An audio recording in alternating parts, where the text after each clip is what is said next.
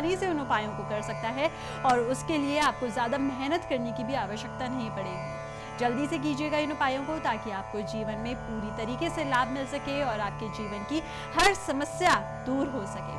फिलहाल आगे बढ़ते हैं इसी के साथ। आचार्य जी, जहां हम बात कर रहे हैं सुंदरता को लेकर, एक सवाल मेरे जहन में उठ रहा था, काफ़ी दिलचस्प सवाल है ये। आचार्य जी, कई बार ऐसा देखा गया है कि हस्बैंड वाइफ दोनों बहुत सुंदर होते हैं, लेकिन उसके बाद भी बच्चे काले पैदा होते हैं। तो उसके लिए ग्रहों का ऐसा क्या कॉम्बिनेशन होता है, किस वजह से ऐसा होता है कि बच्चे काले पैदा होते हैं? देखिए, 16 संस्कारों में पुष्पन संस्कार, गर्भधारण संस्कार, ये सब संस्कार बहुत ज़्यादा महत्व रखते हैं जी। और गर्भधारण संस्कार में जब पति पत्नी का संयोग होता है तो उसका भी एक विशेष मुहूर्त होता है। एक अच्छे मुहूर्त और एक अच्छे लग्न में अगर गर्भधारण किया जाता है तो जो बच्चे पैदा होते हैं वह पूर्णतः अपने माँ पिता की तरह सुंदर पैदा होते हैं। कभी कभी देखा गया है कि कुछ बच्चे जो हैं वह शनि की महादशा काल में पैदा हो गए।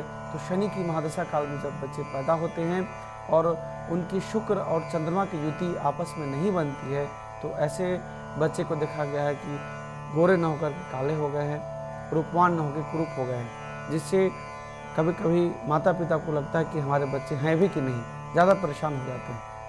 बिल्कुल आचार्य जी, वाकई ये बात तो आपने सही बोली है, क्योंकि माता पिता बहुत ज़्यादा चिंतित हो जाते हैं इस बात को लेकर जब बच्चे का कलर बिल्कुल ही उनके कलर से ऑपोजिट होता है।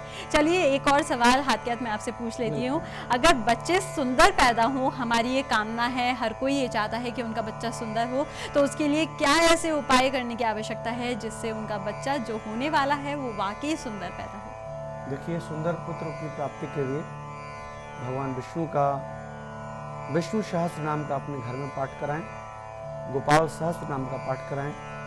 साथ ही साथ पति पत्नी दोनों मिलकर के घर में महारुद्राभिषेक कराएं और रुद्राभिषेक में जब आप दूध गिराते हैं भगवान शिव के शिवलिंग पर तो जो पात्र, जो लोटा होता है वह चांदी का लोटा हो।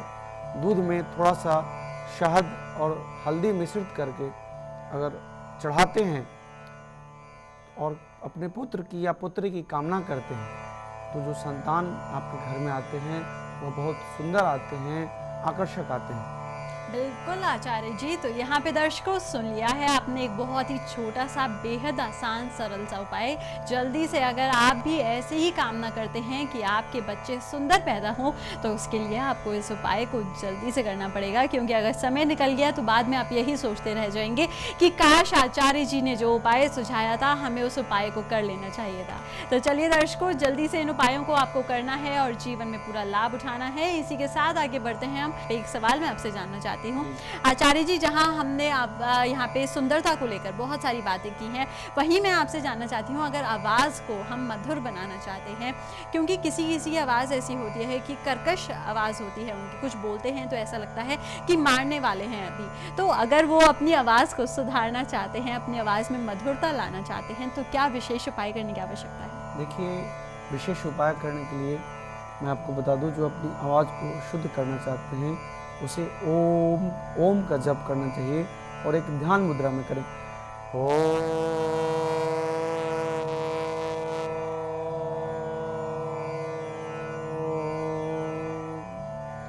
ये जो ओम मंत्र है इसको अगर 10 मिनट तक निरंतर जप किया जाए, निरंतर उसको उच्चारित किया जाए तो व्यक्ति की आवाज़ में मधुरता आती है, मिठास होता है, आवाज़ आकर्षित होता है और लोग उसके आवाज़ के प्रति आकर्षित होते हैं। बिल्कुल आचार्य जी, तो यहाँ पे दर्शकों अगर आप भी अपनी आवाज़ को मधुर बनाना चाहते हैं, आप चाहते हैं कि चेहरे के साथ साथ लोग आपकी आवाज़ सुनकर भी आपकी ओर आकर्षित हों, तो जैसे कि आचार्य जी ने आप सभी को बताया है, आपको बिल्कुल ऐसे ही करना है। ओम का उच्चारण कीजिए, बिल्कुल इसी रूप से कीजिए, इसी ढंग से कीजिए और उसके बाद देखिए आवाज़ में किस तरीके से मधुरता आती है, किस तरीके से आप फ़ोन पर ही लोगों को आकर्षित कर पाते हैं अपनी आवाज़ से। फिलहाल इसी के साथ आगे बढ़ते हैं। कॉलर हमारे साथ जुड़ गए हैं, बात करेंगे। स्वागत है आपका, नाम बताइएगा। नमस्कार पंडित जी। हरे कृष्णा जी। पंडित जी, मेरी जन्म तारीख है 6 अक्टूबर। नाम बताइएगा सबसे पहले अपना। प्रत्युष नाम है मेरा। जी प्रत्युष जी बताएं। 6 अक्टूबर 1985। जी, टाइम बताइएगा। टाइम है शाम के 7:30 बजे। जन्म का स्थान?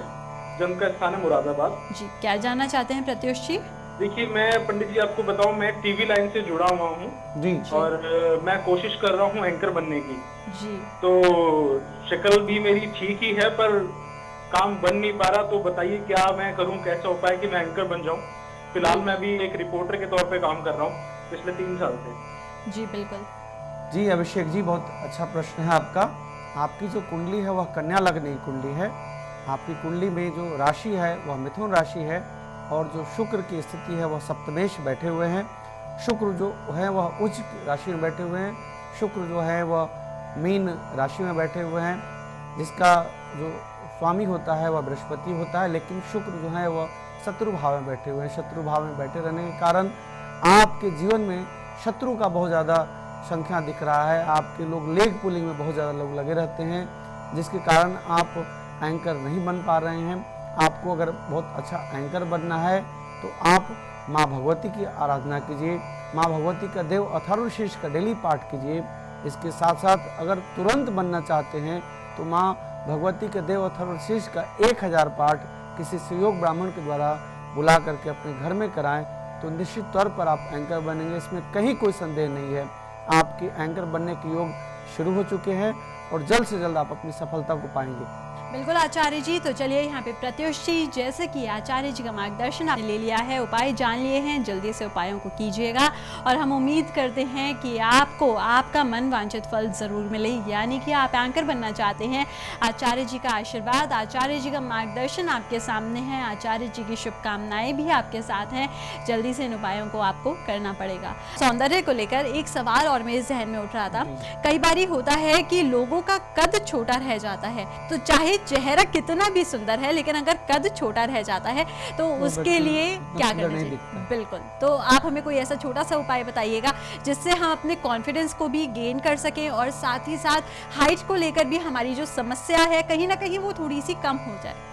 बिल्कुल बिल्कुल, ऐसा है कि जब किसी कुंडली में राहु या केतु शुक्र के साथ संयोग बनाते हैं तो वह व्यक्ति का जो हाइट है वह छोटा हो जाता है। इसके कुछ उपाय तो नहीं होते हैं क्योंकि हाइट जितना है उतना हो गया। अगर बाल्यकाल में ही लग रहा है कि कोई बच्चा छोटे हाइट का होगा, उसे बड़ा हाइट कैसे दिया जाए, कैसे शेप उसका बड़ा हो, उसके लिए राहु का उपचार करना चाहिए। राहु के उपचार से निश्चित तौर पर वह बच्चा अपने पूर्णतः हाइट को प्राप्त करता है।